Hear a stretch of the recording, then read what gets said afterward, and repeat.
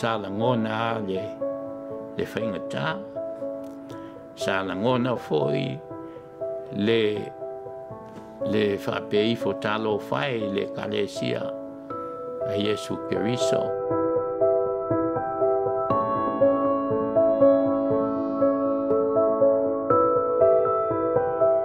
O le langona na o langona ua whapea mai le anganga ia misa wa uma lo teimi.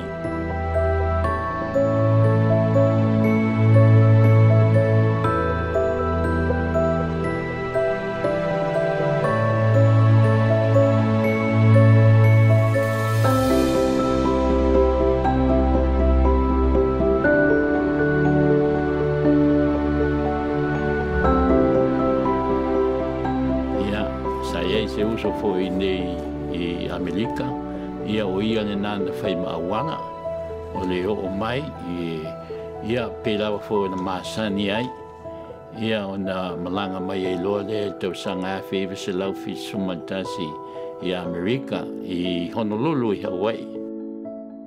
O le mafuanga foi o ia tūlanga ia o te loa e, o na o le atina ina lava ma le sosoani atu foi, i Mātua i Samoa ia maainga fo i e peo nei ai. Lotu foi ai lotu masani ai mai Samoa lotu Tahiti. Ia sa o ona i lava ma toanga ia i pe lava o apopoinga fo i mātua i Samoa ia a o to wo i numa o fafo. Ia awa lava ni ngalo ia le atua. I le te milina ia wa matafo na asiasi i kalesia e peo nei ai, e kalesia Pentekoso.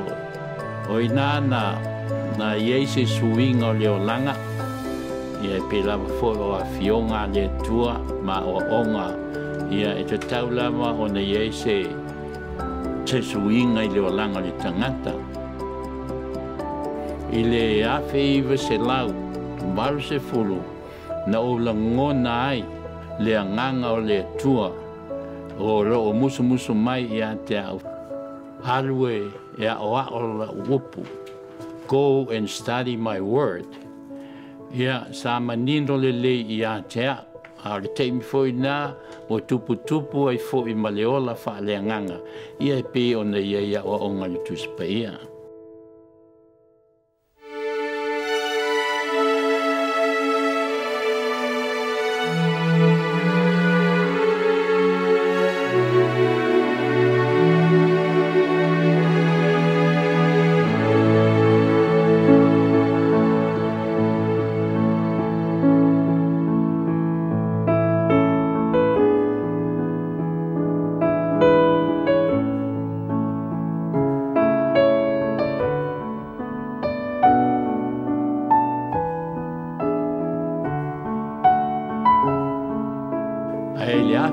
Se lau wal suma walu. Ia na mana o mia mai e loa leo maua ele kalesia. Le si la lao le kalesia le i Carson. E lo sa ili se lato whaiwhi au. Ma te o mai ia e ele se building e tasi ia poli whaisa fui le tau lava. Poli whaisa nai tāpua iai. Whai ei uma mea. Ia ua tupum whamanuia le atua i ngā ruenga. Ia whaupopo voi tangata o to telefoi. Ia na mnao mia lea e whaatau si whale. Ua iei la whale lua. Ia ua whaingo fie. Ua iei potu la o ngā sā wha o ngā la. Ia o ta ua le nā building o le Learning Center. Ia teimi ia whai ia annual conferences. Ia e whapena na whaasolo solo. I lea se tete i a po ia nu. So na whai leo le conference le lua afe se fulu. Ia e to tolu pulenga sa tausia le fontanga. A o whaiwhi au foima ia ua e na nofo i hotels. O le mea le nā sa totongi ai ia nei tupe e nofo ai au nā le atua mai le fontanga atua.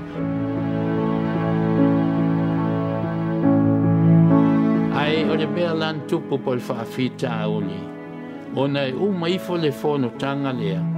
Ia, e iai e kalesia, e le whaia ma se lato tupe e tusa o sao ngā tupe o le wha moe moe pe o nei ei pulenga nei e tolu.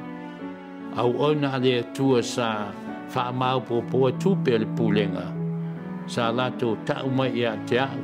E le i tele le mea na whai a lo taitai. E le se tupe a lo taitai na whaia. So oi nāla na peye e te i ai le loto. Na ngā lava ia tūlanga whapea ia e le whaingo fie. O le ngata o le whaiwhi au. Tau sinu o le kāle. Ia a o toi ina, o le toi ina foi, o lo taitai ia le pulenga. E tangi le loto ona o le a whaina i tūlanga whapea e tūlae mai tu tonu e kalesia ia e maise o whalapu potonga ia e pe o ngā lulue ai. Na matua le maali lie le mato e kalesia. Sa o whai atu loa ia e whape nei le tato e kalesia o tūlanga le tato pulenga ia le a tato nofo, tato tele toe o i ni mea le pulenga. Ai se o tato whaatalitali o le a le taitai mai o le anganga o le tua i le tono o le organization ia o na whaeloa fo i lea ma tato talital noa i ai.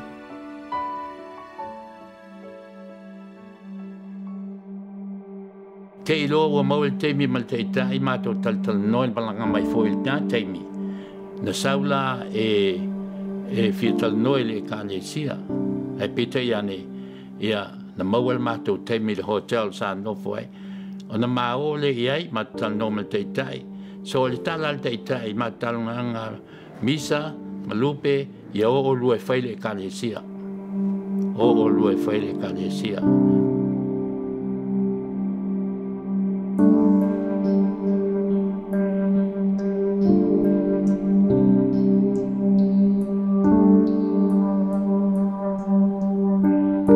Sava pena ona maua mai ai le tūlanga ma le oa molia ia mātou e le whalapu patonga i le whamasinonga.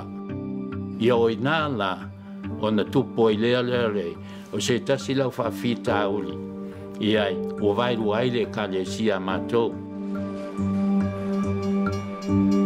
Ona mona le mamafa e pe o se abenga ia po se tanata fu i lea o la bea i se tāwale afi ia po i rungo le awana se tūlanga whapena.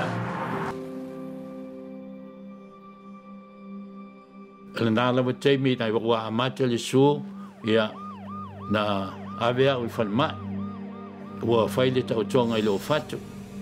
Ia ai tūfua le kalesia fue awa e le ai seisi e le isi awa o iei le teimi ia nao ti a kono ia ma le kalesia fue o e tutoe ia sa langona le whaingata sa langona foi le whapei fo talo whai le kalesia a Yesu Keriso.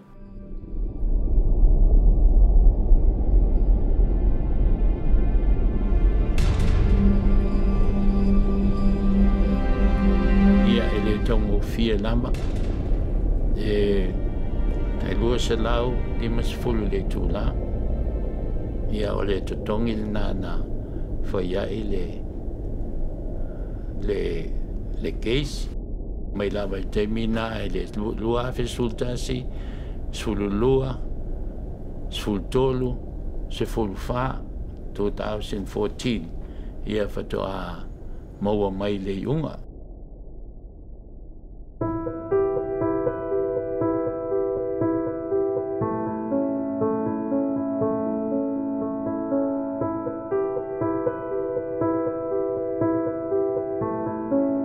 Langona na o langona ua whapea mai le nganga ia misa wa uma lo taimi e a vea ma whaiwhi au tau sino.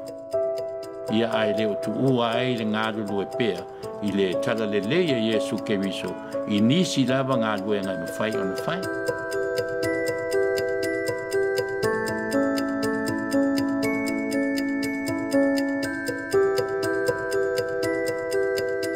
O sa onga mua o moa o le whātali i le atua.